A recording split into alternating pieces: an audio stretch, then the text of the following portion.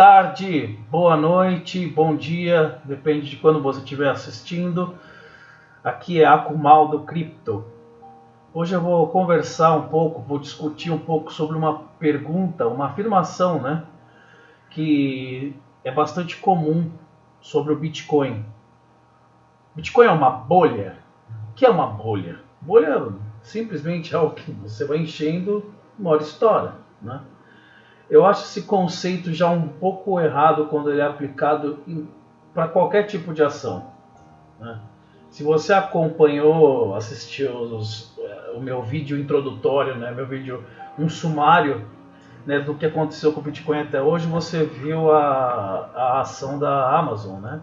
Não é de todo ruim a gente ver de novo, tá?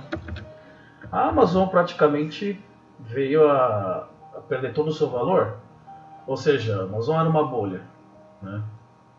A Amazon era uma bolha que estourou. Eu acredito, né, antes de qualquer coisa que a gente for falar se é ou se não é uma bolha, eu acredito que sim, todas as ações, todos os ativos, de certa maneira, eles são uma bolha.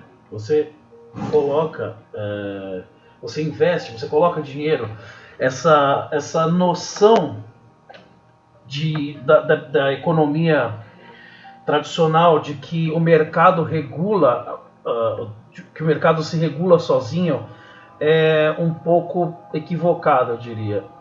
Não é minha opinião, mas a opinião de alguns economistas, né? Que essa noção de que o mercado se autorregula e que o preço real das ações é o que nós vemos no mercado. Não é bem assim, tá? Os seres humanos que estão investindo são seres humanos, eles não são economistas, eles não são o perfeito símbolo racional que muitas vezes a economia tradicional tende a colocar para a gente como o que são os investidores, né? Os investidores, eles são irracionais na maior parte do tempo, eles são levados por hypes, eles são levados por diversos, tanto que é exatamente isso, né? O mercado ele é especulatório. Se ele é especulatório, ele não é algo racional que você pode dizer que ele tem um lastro na empresa com a qual ele está conectado, tá? Se ele é especulatório, como ele pode ser tão racional?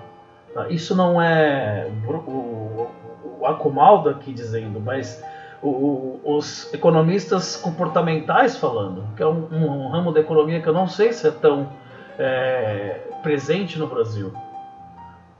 Eu recomendo um livro que se chama Predictably Irrational, do Dan Ariely. Não sei se esse livro existe em português, não sei, vou procurar.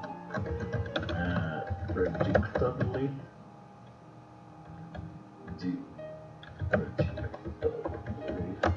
Irrational. This book here, esse livro aqui, tá? É previsivelmente racional, ok? Muito bom. Ele vai falar exatamente dessa economia. E aqui nós temos vídeos, né, dele, se você procurar no alguns TED Talks, ele é incrível. Alguns outros livros relacionados a esse Rápido e Devagar, que seria Fast and Slow, em português, em inglês a tradução é correta. Esse outro é o The Upside of Irrationality, positivamente irracional, tá? Esses livros são excepcionais, tá? Eu já li esses três. Eles vão falar exatamente da economia comportamental, que é uma economia que tenta levar em consideração o que realmente o ser humano faz na hora dele tomar decisões econômicas. Ele é um ser racional, ou ele é um ser levado por emoções que muitas vezes ele mesmo não sabe, tá? Por que eu estou falando disso, né? Estou falando disso porque na visão de você afirmar, quando você afirma se algo é ou não uma bolha, você precisa ter uma certeza de que você tem investidores que são completamente racionais na maneira com que eles estão aplicando o dinheiro deles para fazer o preço de um ativo subir, certo? Aqui a gente teve, por exemplo, na Amazon, pegando a Amazon, um ativo extremamente famoso. A Amazon aqui subiu de uma maneira bem estridente, né? Bem forte, como eu já falei, de 1 foi para $100, né? 3 vezes 100. Porém, logo depois disso, a bolha estourou, ou seja, a bolha, se você for levar em consideração que era uma bolha, a bolha estourou, né? Foi para $5, praticamente perdeu todo o seu valor. Chegou, se você usar uma ferramenta de retracement, de correção aqui, você vai ver que ela corrigiu, que ela perdeu mais de quase 100%, não chegou a 100%, mas chegou a 90% do seu valor, tá? Quase, muito perto de 100%. Isso é considerado uma bolha, tá? Então, é considerado uma bolha, mas a Amazon ela tem uma empresa, as pessoas, uma maneira comum de se refutar esse argumento é dizer, não, mas a Amazon tem um produto. A Amazon tem um produto, é uma firma que oferece um serviço. E o Bitcoin ele não tem um lastro, ele não tem um produto. Bom, eu vou dizer, o Bitcoin ele é uma ideia, tá? O Bitcoin ele é uma ideia que tem como lastro a internet, a base dos blockchains, são cadeias de blocos, né? Ou seja, a própria internet é isso. A própria internet é uma conexão entre computadores. É uma network, né? Uma rede. E o Bitcoin ele parte da mesma noção. Você conectar-se a pessoas, você conectar-se em diferentes nodos. E com isso você gera qual valor? Você gera um valor de confiança, primeiro. Segundo, você gera um valor de dificuldade. O quão difícil é você obter uma Bitcoin? Entendeu? Ah, mas isso é mesmo o valor? Você derivar o valor de um ativo a partir do quão difícil é obtê-lo. Não é exatamente isso que aconteceu sempre com ouro, diamante, pedras preciosas em geral. Todos esses ativos, a única diferença é que eles são físicos, né? Mas quando nós falamos de um ativo, uma cryptocurrency, uma moeda criptográfica, nós não estamos falando de um ativo físico, mas é um ativo virtual. É um ativo que está na rede, né? E se as pessoas duvidam que as coisas, que algo que está na internet não tem valor, então a gente precisaria rever tudo que a gente tem hoje em dia no mundo, porque o YouTube, Uber e por aí vai, são ideias e são serviços que estão na rede e elas muitas vezes não existem na vida real. Não tem uma ligação direta, não tem um objeto no mundo real que poderia atribuir um valor direto, tá? E novamente, se a gente pegar na base do que é o dinheiro, o dinheiro é um papel que ele simboliza algo. Se nós não acreditarmos mais que o real ele tem um valor, ele passa a não ter um valor se o coletivo, se o grupo inteiro decidir que ele não tem um valor, tá? Se ele decidir, o grupo inteiro, o país inteiro falar o real não tem mais valor, ele simplesmente passa a não ter mais valor, ele passa a ser um pedaço de papel, que é o que ele é objetivamente, um pedaço de papel. Mas nós humanos conseguimos simbolizar e atribuir a esse pedaço de papel um valor que está além dele. Assim como a Bitcoin, assim como as outras as criptomoedas. Elas têm um valor que está além delas, que tem por trás dela todo o valor que foi gasto para poder produzi-las, né? Porque elas são produzidas. Para vocês entenderem mais de como se produz uma criptomoeda, seria necessário um outro vídeo. esse vídeo eu quero dedicar exatamente a a discutir sobre essa noção do que é uma bolha, por que o Bitcoin seria uma bolha, né? Eu não, novamente, como eu comecei o vídeo, eu não gosto do termo bolha porque eu acho que todas as ações, todos os ativos são de certa maneira bolhas. Você pode inflar eles com dinheiro quanto você quiser. Nenhuma empresa vai te negar a vender ação, tá? Nenhuma empresa vai te negar você vender uma ação e você supervalorizar ela até ela chegar a valores absurdos, para depois ela quebrar, para depois ela não quebrar, perdão, depois ela corrigir esse valor, né? Assim como a gente vai observar a maioria das empresas. Vamos lá, Petrobras, o ativo é Petro 3, né? Petro 4, vamos lá, tem 2.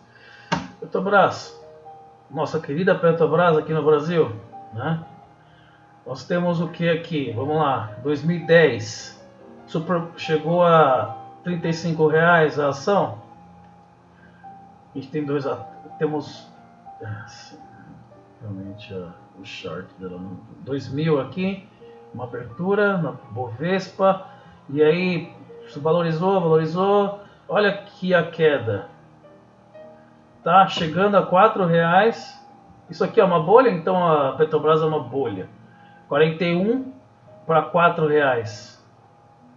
Tá? Correções são a norma, não a exceção em ações e criptomoedas. Tudo o mercado ele tem essa característica. Né? Agora ela está em R$17, a Petrobras está se recuperando dessa grande queda. Existe um motivo para essa queda socioeconômico? Existe, mas eu não vou entrar em detalhes sobre esse motivo socioeconômico. Eu estou discutindo a análise gráfica dele. Né? Houve uma quebra, uma correção desse ativo. Ele era uma bolha? Ele é uma bolha? Eu acho complicado você dizer que é uma bolha. Eu posso dizer sim, Bitcoin é uma bolha, porque uma hora vai cair o valor, uma hora está caindo o valor. Chegou a 20 mil e está caindo o valor. Isso é uma informação um pouco carente de profundidade para você realmente chegar a um veredito de dizer se algo é ou não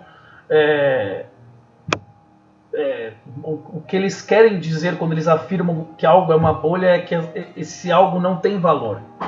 Então, você afirmar que algo corrige, que algo perde valor e isso é o suficiente para afirmar que algo é uma bolha, não é o suficiente, porque temos diversas ações. Qualquer ação que você olhar, a Apple, né?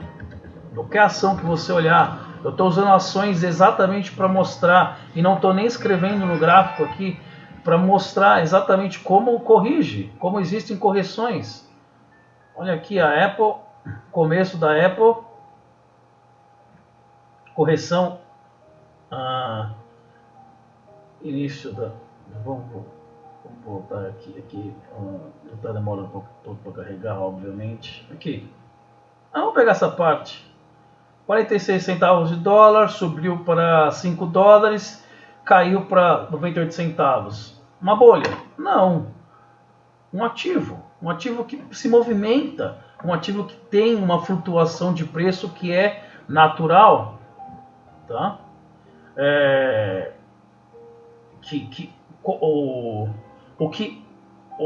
O que vai decidir se algo é ou não digno de ser valorado, de ter um valor, essas pessoas confiam. Se as pessoas que se utilizam desse ativo confiam nessa ação, nesse ativo, nessa criptomoeda, essas pessoas confiam e utilizam utilizam esse ativo para conter valor, assim como o dinheiro. O dinheiro ele é um símbolo que contém valor. Se todos decidirem que sim, isso vai conter um valor, isso vai conter um valor. É assim que nós seres humanos trocamos as coisas, pelo menos depois da invenção do dinheiro, certo? Nós trocamos utilizando um token, que por sinal muitas criptomoedas se chamam tokens, né? Elas são tokens que elas simbolizam um valor. Tá? E por trás desse valor existe um lastro, que é o lastro do tempo gasto para se criar uma moeda. Isso aí tem, como novamente eu já disse, é necessário um outro vídeo para explicar como funcionam as criptomoedas e o que é isso que é o blockchain, que elas se baseiam nessa tecnologia. Tá?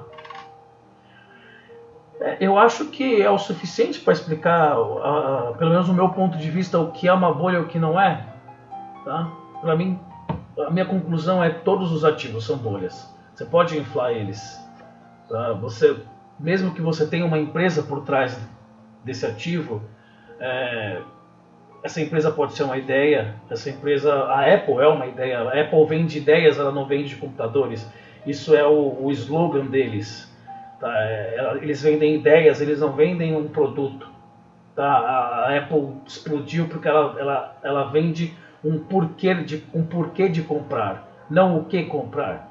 Tá? A Apple, essa é a definição de uma marca de sucesso. Tá? Então, a Apple é uma ideia que as pessoas gostam de compartilhar. Você gosta de usar, você gosta de mostrar que você tem um Apple. E bom, o Bitcoin ele tem uma ideia por trás. Ele tem uma ideia que é a descentralização a descentralização dos mercados. Você não ter um órgão só controlando o valor de uma moeda.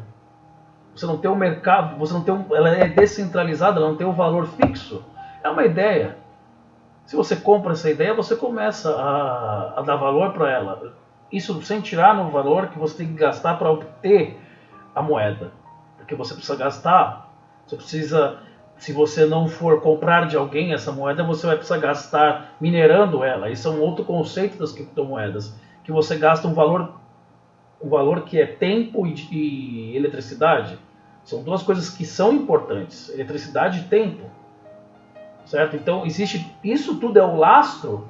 Então, são três coisas que são os lastros das criptomoedas em geral.